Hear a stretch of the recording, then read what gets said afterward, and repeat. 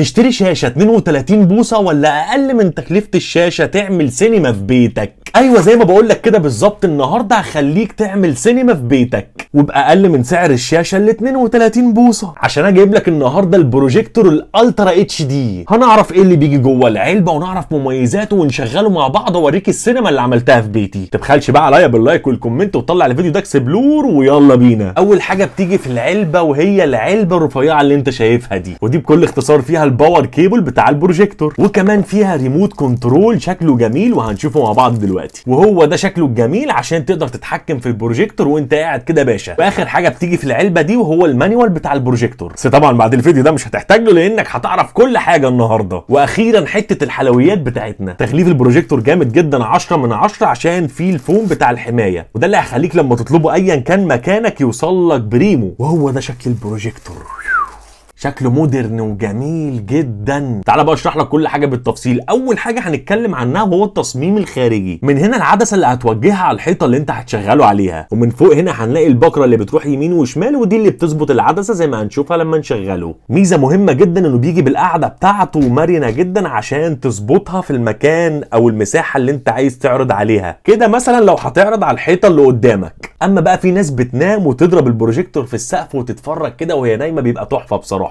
اول حاجه المدخل بتاع الباور وده الكابل بيجي معاه. تاني حاجه مدخل يو اس بي، لو معاك فلاشه او اي حاجه بتتركب يو اس بي تقدر تعرض عليه كل حاجه. وتالت حاجه وده اهم مدخل بالنسبه لي وهو الاتش دي ام اي، من خلاله هتقدر توصل ريسيفر وبلاي ستيشن واي حاجه بتوصلها على الشاشه بتاعتك تقدر توصلها على البروجيكتور عادي جدا. تخيل كده وصلته بالريسيفر وعرضت كل المطوشه اللي بتفرج عليها، ده انا هحس ان انا جوه الاستاد. ده غير ان البروجيكتور ده سمارت، يعني تقدر تنزل عليه اي ابلكيشنز زي نتفليكس ويوتيوب، وبص بحر واسع جدا. محتويات العلبه يلا بينا نشغله مع بعض واوريك بقى بيبقى عامل ازاي وايه الاوبشنز اللي موجوده جواه. بس لو وصلت لحد هنا ولسه ما عملتش لايك، لما تشوف البروجيكتور هتعمل لايك، يعني هتحط مثلا البروجيكتور بتاعك على اي ترابيزه موجهه للحيطه اللي انت عايز تعرض عليها، وتخفف او تطفي اضاءه الاوضه. البروجيكتور فرش معايا 4 متر عرض، الحيطه كلها تقريبا او الجنب بتاع الحيطه كله شاشه كواليتي 1080 فول اتش دي تحفه. فرش على الحيطه اكتر من 200 بوصه. لو دخلنا على الابلكيشنز هنلاقي فيه نتفليكس ويوتيوب وجوجل كروم وحاجات كتير جدا، ونقدر كمان ننزل اكتر واكتر. واول حاجه هنعملها من خلال السيتنج وهو ان احنا نعمل كونكت على الواي فاي بتاعي، وكمان تقدر تعمل من خلال موبايلك سكرين ميرورنج، وده يخليك تقدر تعرض موبايلك على البروجيكتور سواء مثلا بتعمل برزنتيشن او ايا كان هتعمل ايه. وزي ما قلت لكم ممكن توصل بيه بلاي ستيشن او بص تعمل بيه اللي انت عايزه. تعالوا نجرب اليوتيوب. دخلنا وعملت سيرش على اكتر حد بحبه هو الدحيح، بجد انا مش مصدق كواليتي البروجيكتور عامل ازاي، وكل ده بسعر ارخص من الشاشه ال 32 العاديه كمان مش السمارت.